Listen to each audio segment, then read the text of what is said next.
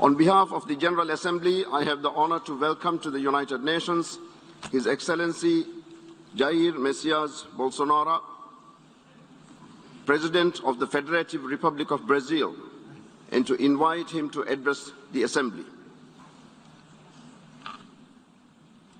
Ok. Bom dia a todos.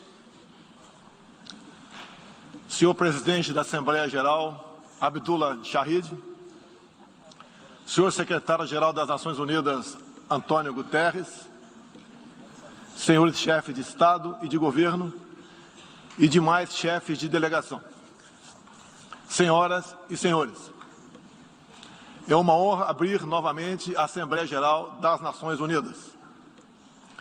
Venho aqui mostrar o Brasil diferente daquilo publicado em jornais ou visto em televisões.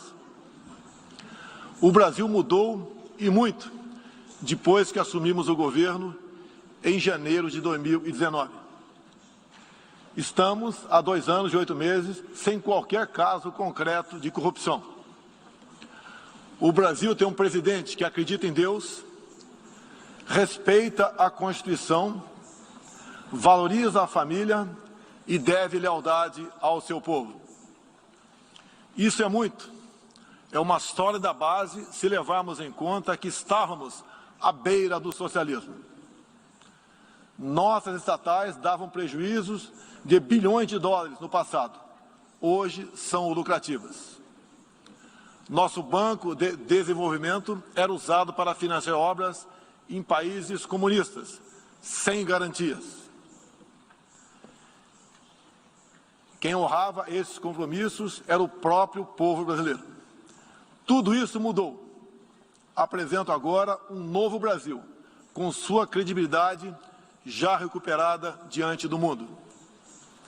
O Brasil possui o maior programa de parceria de investimentos com a iniciativa privada de sua história. Programa que já é uma realidade e está em franca execução. Até aqui foram contratados 100 bilhões de dólares de novos investimentos e arrecadados 23 bilhões de dólares em outorgas. Na área de infraestrutura, leiloamos para a iniciativa privada 34 aeroportos e 29 terminais portuários. Já são mais de 6 bilhões de dólares em contratos privados para novas ferrovias.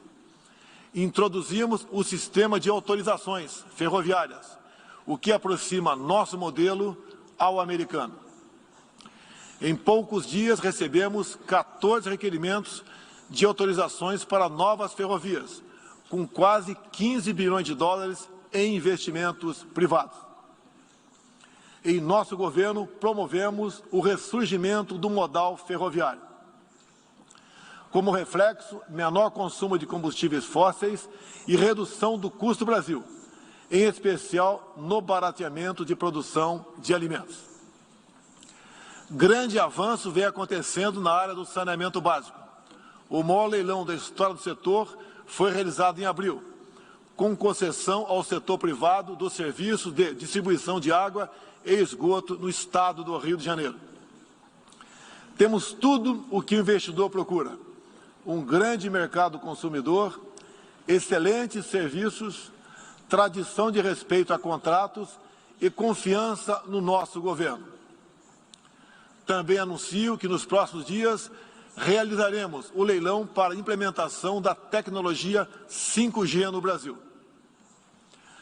Nossa moderna e sustentável agricultura de baixo carbono alimenta mais de 1 bilhão de pessoas no mundo e utiliza apenas 8% do território nacional. Nenhum país do mundo possui uma legislação ambiental tão completa quanto a nossa. Nosso Código Florestal deve servir de exemplo para outros países. O Brasil é um país com dimensões continentais, com grandes desafios ambientais. São 8,5 milhões de quilômetros quadrados, dos quais 66%, 2/3, são vegetação nativa, a mesma desde o seu descobrimento em 1500. Somente no bioma amazônico, 84% da floresta está intacta, abrigando a maior biodiversidade do planeta. Lembro que a região amazônica equivale à área de toda a Europa Ocidental. Antecipamos de 2060 para 2050 o objetivo de alcançar a neutralidade climática. Os recursos humanos e financeiros destinados ao fortalecimento dos órgãos ambientais foram dobrados, com vistas a zerar o desmatamento ilegal. E os resultados desta importante ação já começaram a aparecer. Na Amazônia, tivemos uma redução de 32% do desmatamento no mês de agosto, quando comparado a agosto do ano anterior. Qual país do mundo tem uma política de preservação ambiental como a nossa? Os senhores estão convidados a visitar a nossa Amazônia. O Brasil já é um exemplo na geração de energia, com 83% advinda de fontes renováveis. Por ocasião da COP26, buscaremos consenso sobre as regras do mercado de crédito de carbono global. Esperamos que os países industrializados cumpram efetivamente seus compromissos com o financiamento de clima em volumes relevantes. O futuro do emprego verde está no Brasil. Energia renovável, agricultura sustentável, indústria de baixa emissão, saneamento básico, tratamento de resíduos e turismo. Ratificamos a Convenção Interamericana contra o Racismo e formas correlatas de intolerância.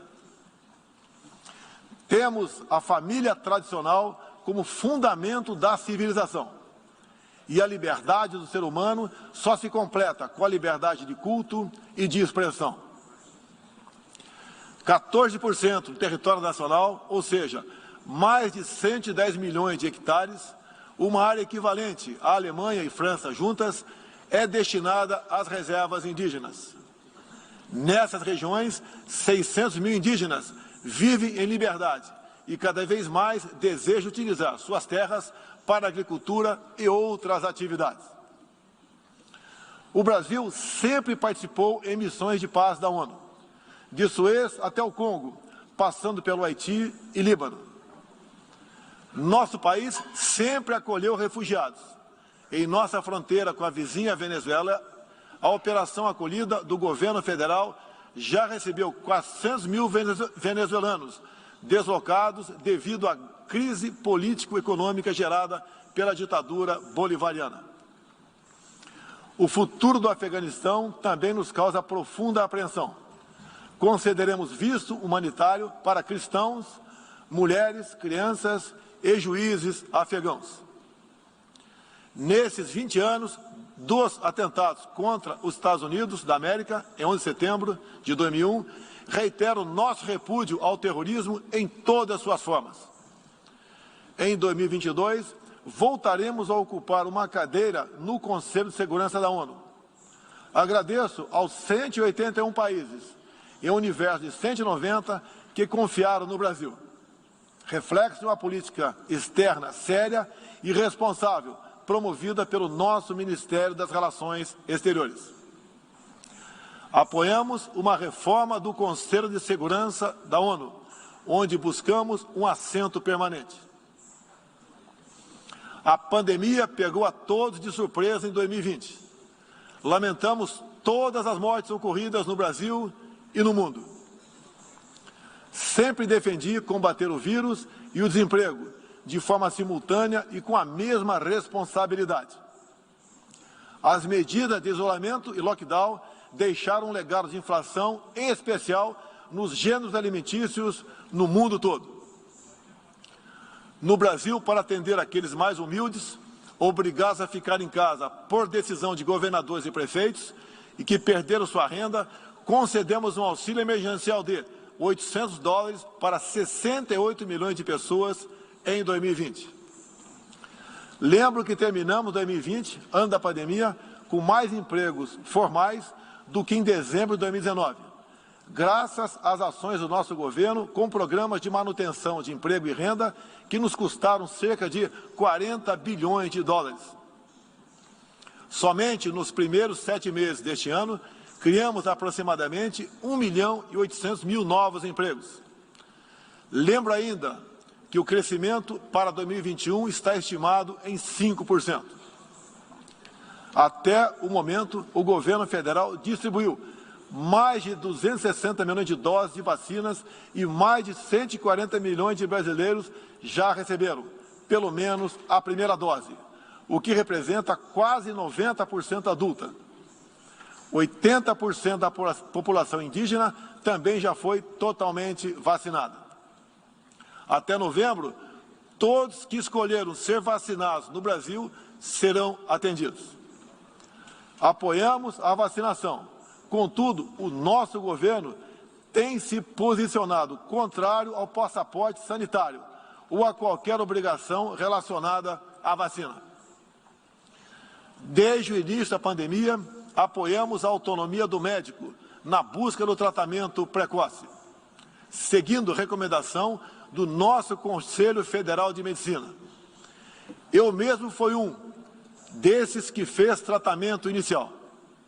Respeitamos a relação médico-paciente na decisão da medicação a ser utilizada e no seu uso off-label. Não entendemos porque muitos países, juntamente com grande parte da mídia, se colocaram contra o tratamento inicial. A história e a ciência saberão responsabilizar a todos. No último 7 de setembro, data da nossa independência, milhões de brasileiros, de forma pacífica e patriótica, foram às ruas, na maior manifestação de nossa história.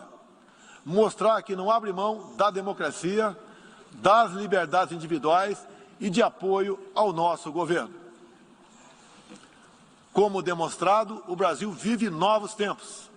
Na economia, temos um dos melhores desempenhos entre os emergentes.